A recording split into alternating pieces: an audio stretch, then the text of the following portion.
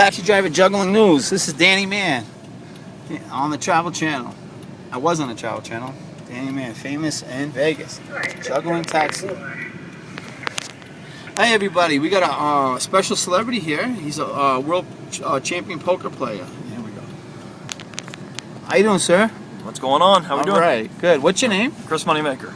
Chirs Moneymaker. Chris, why do they call you Chirs Moneymaker? That's my last name, so it makes sense. It makes sense, huh? Yeah. Maker. Maker's your last name? Moneymaker's my last name. Okay. Yep. And tell me a little bit about the Rio, what's going on with the game right now at the Rio. How's the championships going? 2012 World Series is going on. The main event doesn't start till next month. But we're in the preliminary events. The 5K PLO is tomorrow.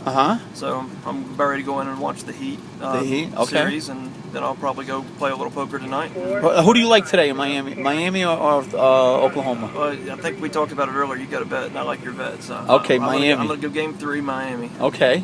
And tell me about something about how the championship, like right now is what, just the preliminaries? Yeah, well, how it works is there's like... Tell the world, because they don't know. I don't know. 50 to 60 different events. Okay. And they run 1 or 2 a day. Okay. And they're usually 3-day events. And 3-day the buy-ins range from $1,000 to $1 million. Oh, nice. And literally they run from like May 29th to July 17th.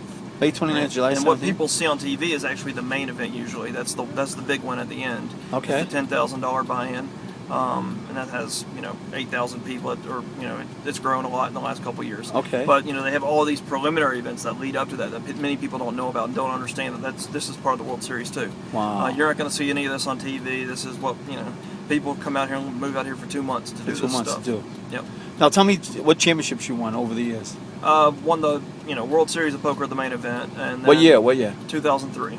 Can you tell you how much that was? It was $2.5 million. Wow. That one. Yep. It was a good score. Uh-huh. And then don't have a whole lot of other victories. I got some second places, some third places. Tell me second place. That's big. Well, just got second place in NBC Heads Up last year, and I got second place on a World Poker Tour. So okay. I don't play a whole lot because I got family. So, okay. I got kids. And 1 year you beat my buddy Toma Benavisti. What year was that? That was 03. It was 0 on the main event. You won the main event. That's actually how we got started in the conversation. Yeah. Toma Benavisti, my buddy. Your best friend or one of your buddies. And, one of my buddies. Yeah. He was on the final table with me, and I actually ended up busting him when he had his 10 jack. He made a good move with 10 jack. He's smart, huh? He is smart. He made a really good shove. Yeah. And I made a call with Ace Deuce, which in today's game I might make it, but back then it was probably a loose call. But it worked out in my favor. How do you compare the players today to back then? I wish I was the player today, and I could go back then, because the players back then were terrible compared to the players today. Really, they're a lot better.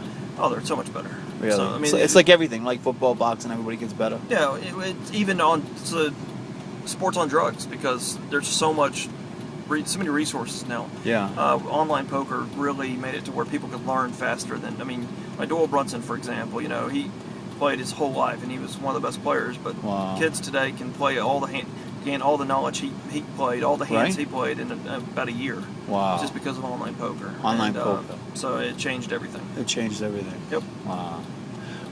Somebody young starting out, what would you recommend them to do to start out, like a young person just starting in? Stay in school. Stay in school? No, but he wants to be a gambler. What would you recommend? Everybody wants to be a poker player. Yeah, It's cool, it's fun, exciting.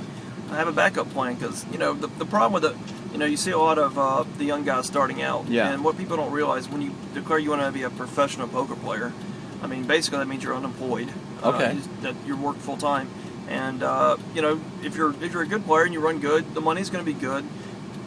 It's nice, and I enjoy it, and a lot of people do enjoy it. The problem is, 6 years down the road, are you still enjoying it? Yeah. And if you're not enjoying it, you're stuck. Then you're stuck. Yeah. Yeah, because what else are you going to do? Poker, to be good, it sort of has to consume you. It's like anything. If you're a boxer, you got to train your ass off. Yeah, exactly. Sort of the same thing in poker. You got to really work at it, and it's got to the majority of your life has to revolve around poker. So if that's the life you choose,